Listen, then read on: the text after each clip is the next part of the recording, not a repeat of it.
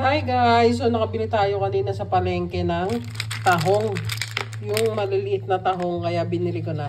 Kasi pag malaki na, hindi na ako kumakain. So ganito lang siya kaliliit. So tingnan natin kung may laman ba siya sa loob mamaya.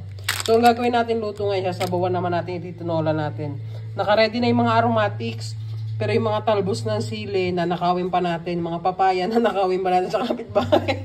Hindi, char. Mahingi pa tayo sa kapitbahay natin. So ayan. Ganyan kaliit. 1 kilo yan, 40 pesos ang bili natin. 40 pesos. Diba? So, samahan nyo ako iluto yan.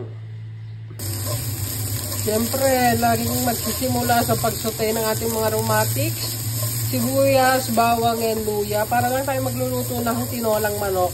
Pero this time, tahong ang ating ititinola, hindi manok. Pero same procedure, same process lang. Para ka lang talaga nagtitinolang manok. Na iba lang yung main ingredients. Dahil lumabas na yung aroma ng ating mga aromatics at sunog na sila. It's time na para ilagay ang ating mga tahong.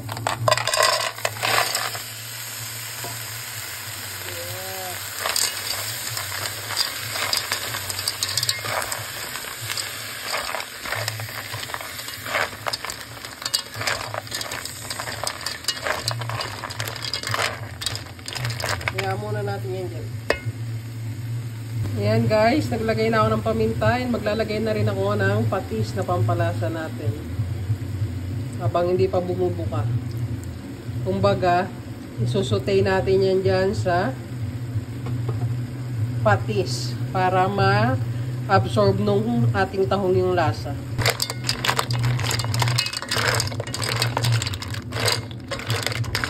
Yan, nagbubukahan na sila. Nagbubukahan na. Ayan o. Sana mukhang decent naman yung size ng laman nila. Ayan o. Maganda naman. Kahit maliliit sila.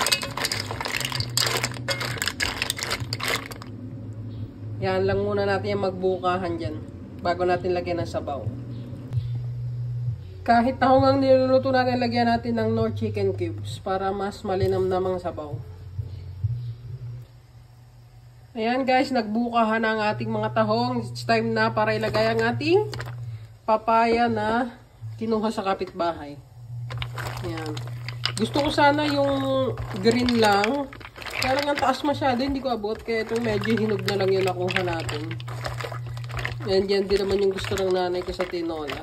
Medyo hinog ang papaya. So, yan. Hintayin lang natin lumambot yung papaya. Then, ilalagay na natin yung dahon ng sili at malunggay. And then, yun na yun. Luto na. Ang ating tinolang tahong. Yan guys. Malamot na ang ating papaya. It's time para ilagay ang ating malunggay at dahon ng sili. Then, that's it. Luto na ang ating tinolang tahong ni Carla. Ayan, luto na ang ating tinolang tahong. Sasubmerge lang natin to sa water, yung mga dahon-dahon natin. Mabilis lang naman yung maluto.